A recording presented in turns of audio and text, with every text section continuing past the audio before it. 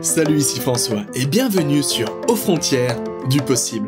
On dit souvent que rien n'est impossible, ça tombe bien. Dans ce podcast, retrouvez à chaque épisode des astuces, des conseils, des techniques, des méthodes et des stratégies qui permettent de surmonter les difficultés, booster ses capacités et atteindre ses objectifs. Alors, abonnez-vous à Aux frontières du possible sur votre application de podcast favorite, montez le son et préparez-vous, vous aussi, à dépasser les frontières du possible. Salut, c'est François et bienvenue dans ce nouvel épisode de Aux frontières du possible. Aujourd'hui, on va parler du pouvoir des sons. On va parler de comment les sons nous ont façonnés et nous façonnent encore aujourd'hui. Et surtout, on va voir ce que les sons peuvent nous apporter, comment on peut en tirer bénéfice pour atteindre ses objectifs. Vous êtes prêts ? Vous aussi, vous êtes fasciné par la musique, les sons, bref, le monde sonore. Alors cet épisode est fait pour vous. C'est parti !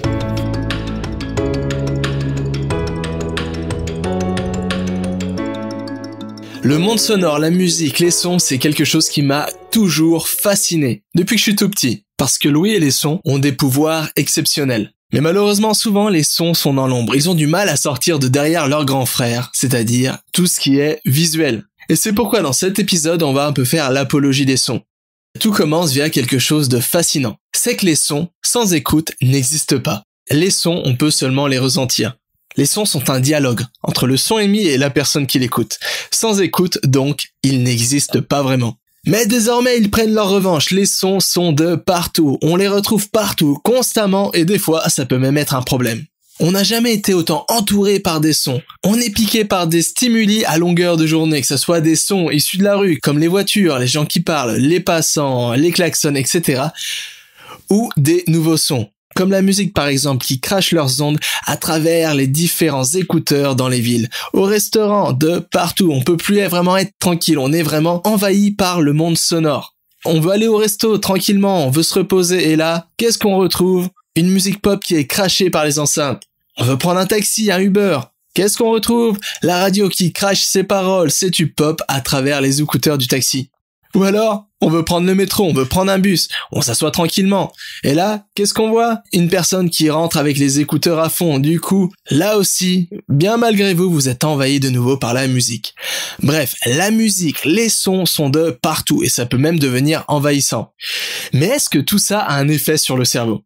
Est-ce qu'on pourrait utiliser ça pour en tirer des bénéfices ? Est-ce qu'on pourrait en tirer parti ? Et c'est ce qu'on va voir dans cet épisode. Et pour cela, on va se concentrer sur différents types de sons. Tout d'abord les sons naturels, ensuite la musique et ensuite une nouvelle technologie sonore tout à fait fascinante dont je vais vous parler à la fin de cet épisode. Mais commençons un peu par voir les sons naturels et surtout comment les sons nous ont accompagnés tout au long de notre évolution.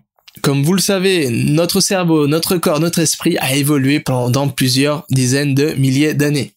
Et surtout, il a pris forme, il a été structuré, façonné il y a des dizaines de milliers d'années. À une époque où nos ancêtres vivaient de la chasse, de la cueillette. Et c'est justement ces besoins engendrés par le mode de vie de l'époque qui ont façonné, sculpté les facultés que nous avons aujourd'hui. Et les sons, plus particulièrement notre ouïe, a été un de nos plus grands amis face à la survie. Il nous a permis de survivre dans bien des situations.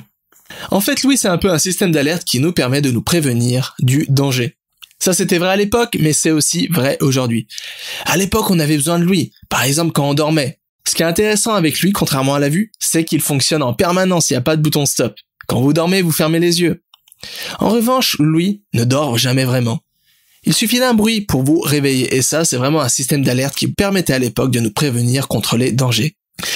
C'est pourquoi encore aujourd'hui, certains sons sont particulièrement ancrés en nous et engendrent très rapidement des réactions. C'est notamment le cas avec des sons stridents, comme des cris, comme des sons aigus, etc., qui nous rappellent en nous des situations de danger, qui nous permettent de nous réveiller d'un coup, qui nous dérangent et qui nous permettent de revenir dans l'instant présent pour se ressaisir et peut-être faire face au danger. Et ce système d'alerte, l'ouïe et les sons ont été utilisés pendant des milliers d'années, et c'est encore le cas aujourd'hui. Par exemple, à l'époque, quand on n'avait pas de téléphone, pas de montre, rien, qu'est-ce qu'on faisait quand on voulait savoir l'heure ? Comment on pouvait savoir que c'était l'heure de manger, l'heure d'aller au boulot, l'heure de rentrer chez soi ? Tout simplement, on mettait en place des alertes sonores. C'est pourquoi, entre autres, dans tous les villages de France, toutes les églises portent une cloche. Parce que la cloche à l'époque permettait vraiment d'alerter tout le village. Premièrement, de donner l'heure aux paysans qui étaient dans leurs champs, d'alerter des grands événements comme des mariages, ou alors plus malheureusement des enterrements, et surtout de donner l'heure, d'avoir un repère temporel sonore. Encore aujourd'hui, ce système d'alerte est très très efficace.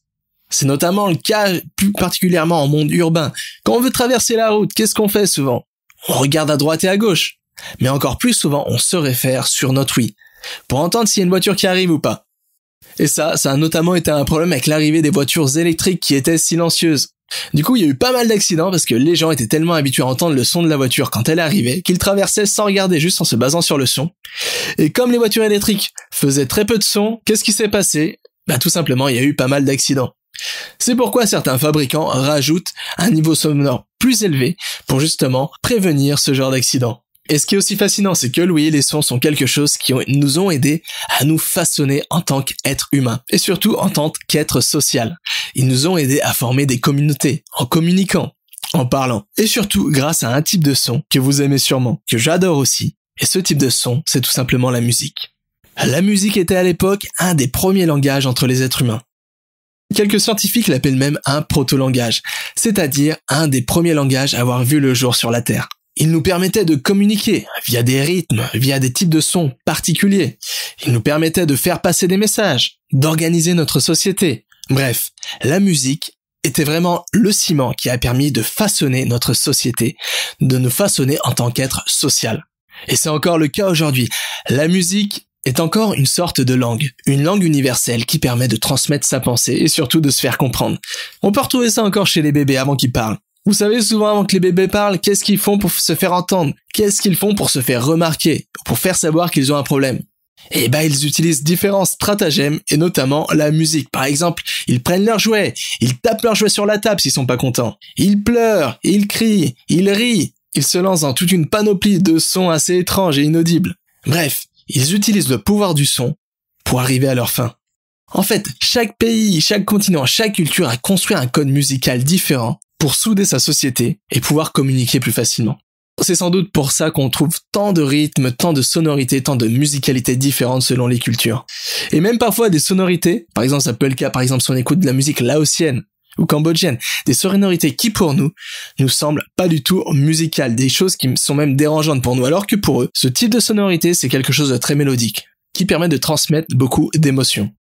Mais la musique n'a pas eu que pour seul effet de nous réunir ou de nous identifier en tant qu'être social. Elle nous a permis aussi de nous diviser, d'engendrer des guerres. Et surtout, elle permet la manipulation. En tout temps, des dictateurs et des États totalitaires ont utilisé le pouvoir de la musique pour arriver à leur fin, et surtout pour manipuler les troupes. Ça a notamment été le cas par exemple durant l'Union soviétique, où l'État avait mis en place tout un panel de chants, de musique, de textes à la gloire de l'Union soviétique ayant qu'un seul but en tête, manipuler la société et injecter coûte que coûte la dogmatique soviétique. Ça a été le cas durant l'époque bien sombre d'Hitler, où aussi là, il était imposé à la jeunesse hitlérienne de chanter à tue-tête tout au long de la journée des chants à la gloire du régime nazi, ou alors même en instaurant des orchestres dans les camps de concentration, ou en mettant des haut-parleurs qui crachaient tout au long de la journée des chants patriotiques et de la musique à la gloire du Reich. Mais la musique n'a pas que des côtés sombres. Et certains pensent qu'elle permet d'avoir de nombreux effets positifs sur le cerveau, la psychologie et le corps. C'est notamment le cas pour la musique classique et notamment le cas pour Mozart, via ce qui a été appelé scientifiquement l'effet Mozart. En fait, en 1991, une étude est parue dans le journal Nature, une revue scientifique dans laquelle une étude assez timide disait qu'écouter Mozart permettait de développer l'intelligence. Cet article, 2 ans plus tard, a pris une ampleur phénoménale. Et des tas de personnes se sont mis à chanter les louanges de Mozart. Ça a été une véritable folie que même l'auteur de l'article n'a pas suggéré. Les gens ont commencé à faire écouter Mozart à leurs bébés pour essayer de développer leur intelligence et leur QI. Même les agriculteurs balançaient du Mozart 3 fois par jour à leurs vaches pour produire plus de lait. Et ça s'est pas arrêté que là. On faisait même écouter Mozart aux plantes pour qu'elles poussent plus rapidement et qu'elles donnent de belles fleurs ou de meilleurs fruits. L'effet Mozart a pris une telle ampleur que c'est devenu tout et n'importe quoi. L'étude de base soulignait juste qu'écouter Mozart pouvait, et je dis bien pouvait, développer l'intelligence. Malheureusement, cette réfutation conditionnelle a vite été oubliée. Et tout type de médias, de blogs, de vidéos YouTube, etc. ont vendu les effets de Mozart sans vraiment savoir si c'était réel ou pas. Mais ce qui est sûr, c'est que la musique, et ça les scientifiques l'ont prouvé, a énormément d'effets positifs sur le court terme. Chaque type de musique, chaque genre musical permet d'avoir des bénéfices sur le court terme différents. Par exemple, certains sons permettent d'augmenter la motivation et l'énergie, c'est par exemple le cas du rock ou de la musique électronique. Alors que d'autres permettent de plutôt favoriser la concentration, l'inspiration et l'état un peu contemplatif. C'est notamment le cas par exemple pour certaines pièces de Mozart, de la musique classique, ou de la musique au tempo beaucoup plus lent. Mais le monde sonore, la musique n'en est qu'à ses balbutiements et les scientifiques se penchent de plus en plus sur les nombreux effets positifs qu'offrent les sons et la musique. Bref, la musique et les sons ont encore un grand avenir. Les chercheurs se penchent de plus en plus sur les effets que pourraient avoir les sons et la musique sur l'éducation et surtout sur le développement de l'enfant. Les chercheurs ont découvert par exemple que jouer de la musique permettait aux enfants de développer son intelligence et surtout son côté créatif. Par exemple, le piano. Quand on joue du piano, du moins quand on joue bien, on joue des deux mains. Et ça permet de faire travailler les deux hémisphères du cerveau. Donc ça permet vraiment d'avoir une certaine harmonie entre les deux hémisphères du cerveau et de développer cette harmonie sur le long terme. Ensuite, la musique permet de booster la créativité. Ça permet de s'aventurer sur des territoires inconnus, d'expérimenter de nouvelles choses et de s'exprimer d'une manière différente. Mais les sons, la musique n'ont pas que des bénéfices sur le développement de l'enfant et sur le niveau éducatif. Ça peut être aussi une véritable thérapie.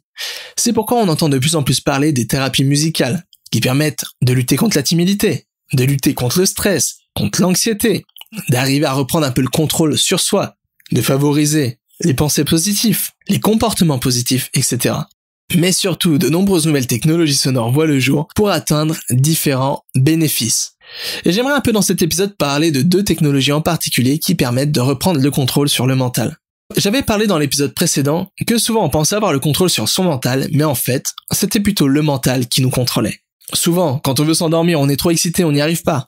Ou alors il arrive souvent que quand on essaie d'apprendre quelque chose, ou travailler sur quelque chose qui demande un peu d'énergie mentale et cognitive, on n'arrive pas vraiment à se concentrer.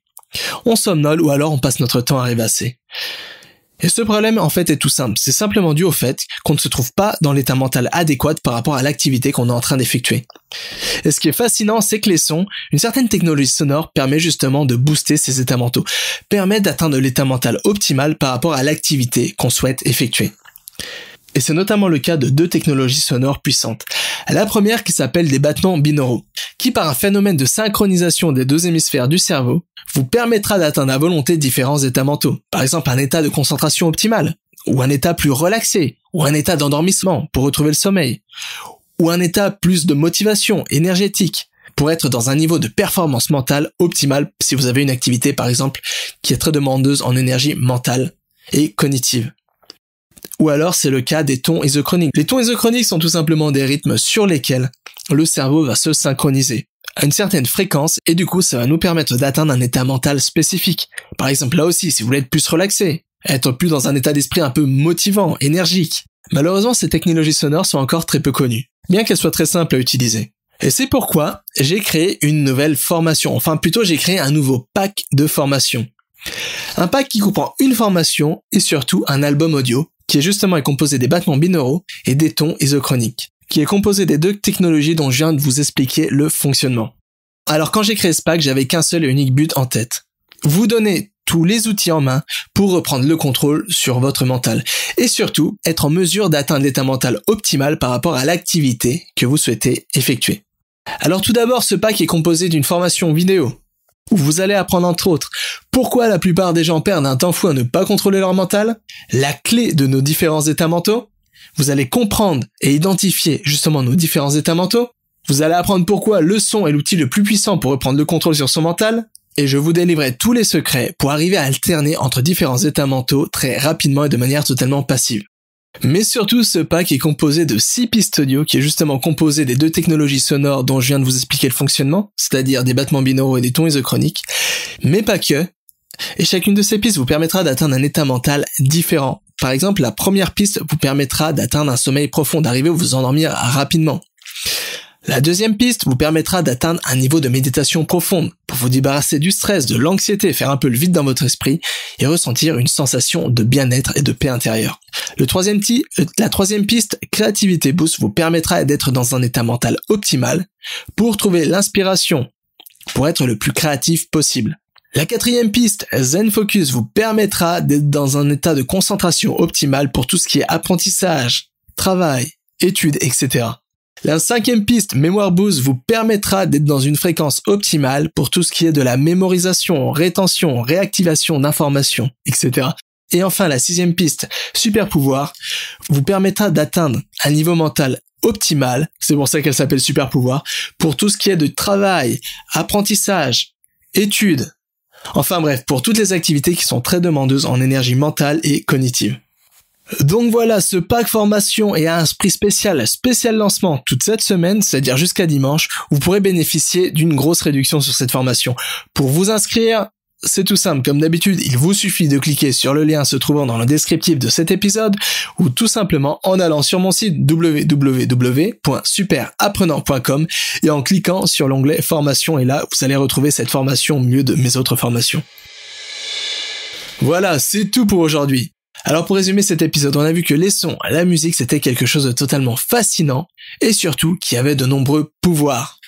Mais surtout, on a vu qu'une certaine technologie sonore nous permettait d'atteindre différents états mentaux à volonté, c'est-à-dire d'être dans l'état mental optimal par rapport à l'activité qu'on souhaitait effectuer ou qu'on était en train d'effectuer. En fait, on commence seulement à comprendre vraiment l'utilité des sons et tous les bénéfices qu'on pourrait en tirer. Alors si vous aussi, vous en avez marre de perdre votre énergie, votre temps, de ne pas être dans l'état mental optimal par rapport à l'activité que vous souhaitez effectuer, vous pouvez dès à présent remédier à ça et pour ça, c'est tout simple. Il vous suffit de vous inscrire au pack Hacker votre mental et vous pourrez enfin reprendre le contrôle sur votre mental. Pour ceux que ça intéresse, on se retrouve de l'autre côté dans la formation et pour les autres, on se retrouve la semaine prochaine. Alors à bientôt. Vous avez aimé cet épisode? Vous voulez continuer à développer un peu plus vos capacités et soutenir ce podcast? C'est facile, c'est gratuit et ça ne vous prendra que 15 secondes. Abonnez-vous à Aux Frontières du Possible sur iTunes ou votre application de podcast favorite et laissez-moi un petit commentaire. Vous pouvez aussi retrouver tous les liens et ressources mentionnés dans cet épisode et plein d'informations utiles et intéressantes en allant sur le site www.superapprenanttoutattaché.com. Un grand merci et n'oubliez pas, rien n'est impossible à qui sait apprendre.